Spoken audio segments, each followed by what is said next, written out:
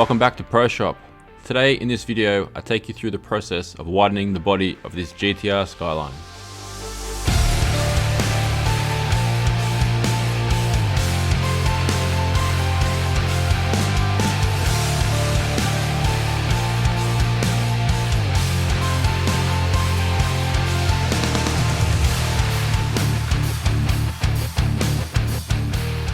There is a battle going on right now for the fastest street-driven GTR Skyline in the world, a title that is held at the moment by an R32 known as Jun 2.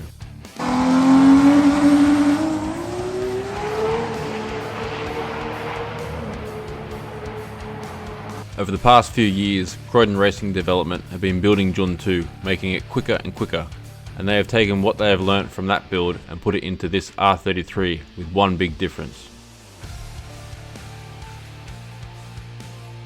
I got the call back in 2019 to head down to CRD to have a look at an R33 that the owner wanted to flare the guards on. He told me he didn't want a fiberglass or carbon body kit, and that he wants to get as close to the record with as much of a street car as possible, and that means a full metal wide body. The guards needed to be brought out 50mm each side to fit the massive 15x13s on the rear and 15x10s on the front. Once the car arrived, I stripped the paint off the rear guards and began cutting.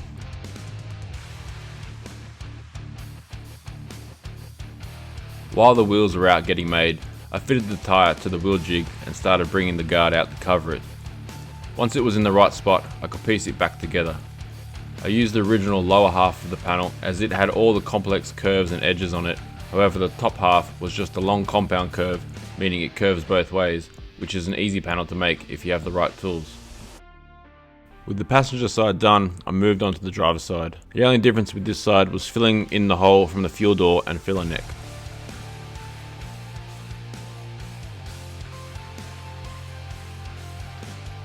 Once I was happy with the shape, I made sure there was plenty of clearance on the inner guard, then I tigged it all together and sanded it smooth.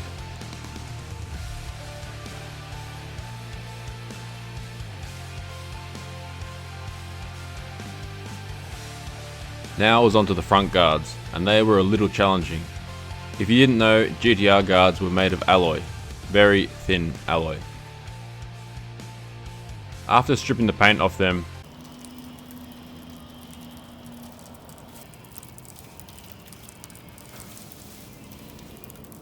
I cut and extended them out to cover the tyre just like on the rears. By tacking a piece where I wanted it to sit, I could then patch it back in.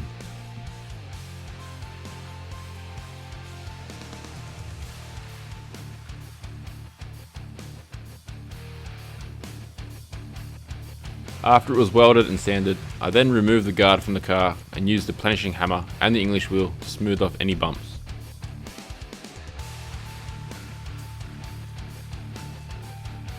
Once the guard was back on the car, I made sure it was in its final position, slapped up any lows and finished by filing it smooth.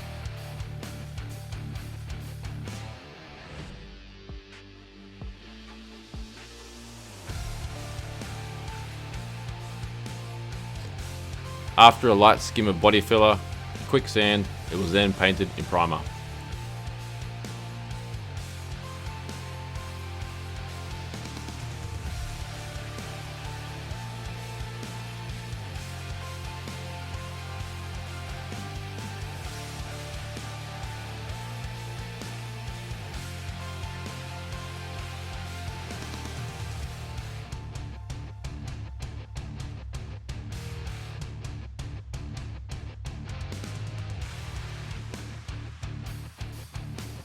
Next, I went about fitting the front bar.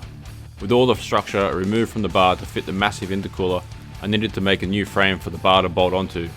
One that needs to be light while still being strong enough to support it while going down the track at over 200 miles per hour. The car was then sent back to CRD to have the motor and everything else fitted. After that, it was then stripped down again and sent back here to have the engine bay finished. Every hole not needed was filled or plated, and any raw edge was finished and smoothed off. All up, there was 127 painstaking holes to fill. This was the last of the metal work before it headed off to paint and then back to Croydon for the final fit up.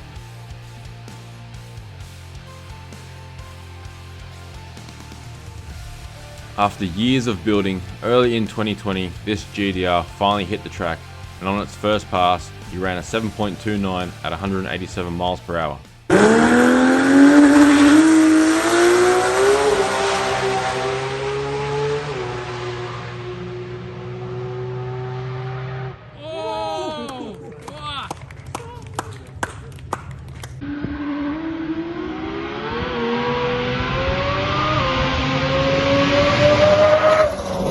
Every pass after that was quicker and quicker, and on his last pass at the GTR Festival in May, he ran a 6.7 at 207 miles per hour, which makes him less than half a second from the record. Remember that this car still has all its original panels like doors, boot and bonnet, still has the standard glass in it, it even has a back seat. This was a long project, but it was done correctly.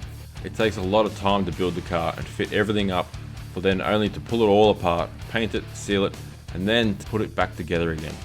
It's been awesome to be part of this build, and I congratulate the guys at CID for doing an outstanding job. If you like this video, give us a thumbs up, or maybe even consider subscribing to the channel. If you have any questions or just want to tell me what you think, leave a comment, and as always, thanks for watching.